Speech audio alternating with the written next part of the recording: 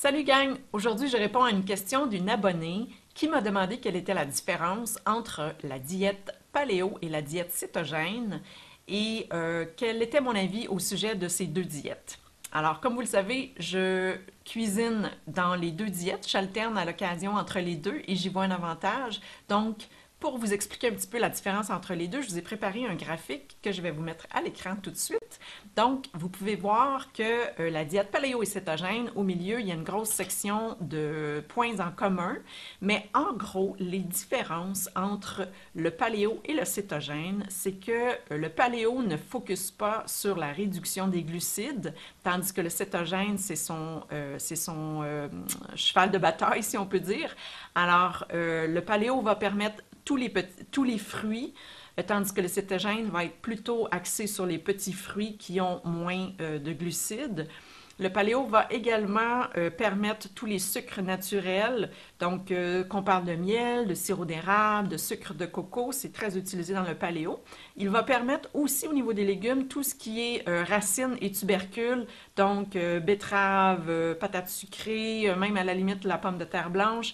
Du côté cétogène, c'est moins utilisé parce que justement tout ce qui est racines et tubercules a un plus grand contenu en glucides, en sucre.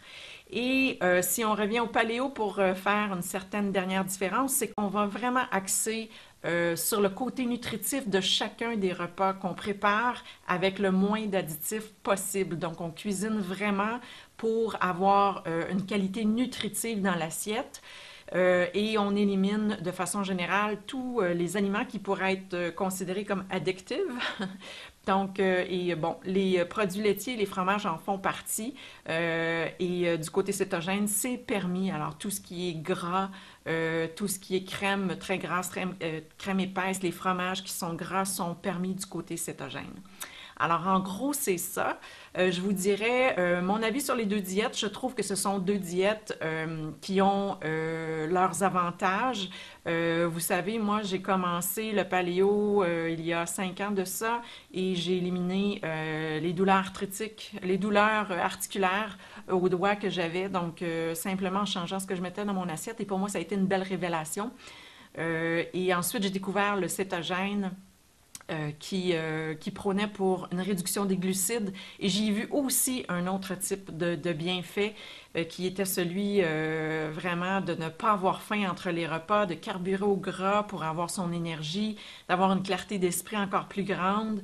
Et ceci étant dit, le cétogène, à mon avis, à moi, on peut le faire de façon très saine et on peut le faire de façon un peu moins saine. Par exemple, en utilisant des huiles de cuisson qui ne sont pas appropriées, des huiles hydrogénées commerciales. Il y a toutes sortes de choses parfois que je vois passer sur le web comme recettes et je me gratte un peu la tête parce que je me dis les gens sont peut-être pas très conscients du côté nutritif. Alors en ayant une balance entre les deux, paléo et cétogène, je crois qu'on est capable d'y arriver à une diète qui nous permet d'avoir un côté nutritif et de ne pas trop avoir faim entre les repas. Il y a un calme qui s'installe et un apaisement dans tout ça. Alors, je connais des gens qui alternent 4 jours cétogène, 3 jours paléo. Moi, je trouve ça un petit peu rapide comme transition, mais pour certaines personnes, ça convient très bien. Moi, je suis plutôt dans l'optique de faire du cétogène ou même du faible en sucre, donc quelque chose de peut-être un petit peu plus permissif au niveau de la quantité de glucides, et à l'occasion d'aller intégrer trois jours ou même 2 jours de paléo au travers de ça, en incluant une pomme de terre sucrée par exemple ou quelque chose comme ça ou des fruits. Donc le but c'est vraiment que ça tienne la route. Il faut que vous soyez confortable là où vous êtes rendu avec tout ça. Et n'hésitez pas à poser des questions et à m'envoyer vos suggestions de sujets pour les prochaines vidéos que je vais faire. Ça va me faire un grand plaisir. Je vous remercie pour votre temps et je vous envoie full amour. À bientôt.